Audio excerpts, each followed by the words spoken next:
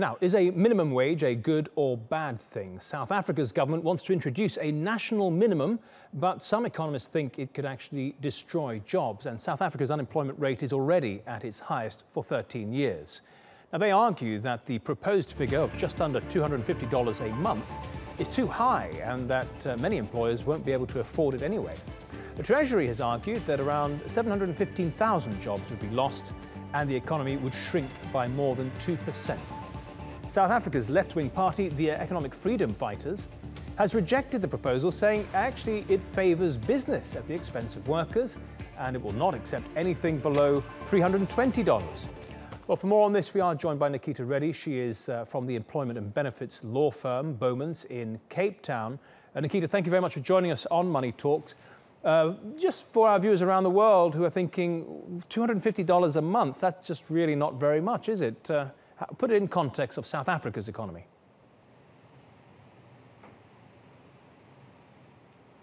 Certainly from a South African perspective, it's seen as being considerably low. Trade unions have already come out to say that it's definitely too low.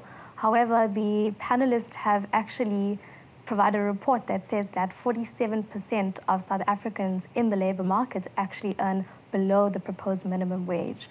So it just depends from whose perspective we're looking at it from. The employees who currently earn less than that amount would certainly welcome this proposed minimum wage.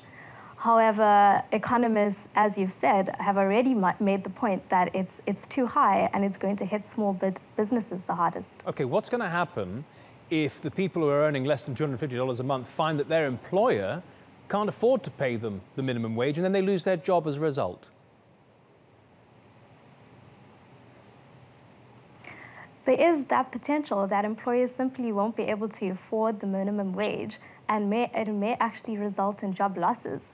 It's probably unlikely. The more likely result is that it will just make it more difficult for people who are looking for jobs to actually enter the labour market rather than the proposed minimum resulting in job losses. You say it's unlikely, but there are a number of economists saying that actually the wages are already too high given the productivity of South African workers. What do you make of that?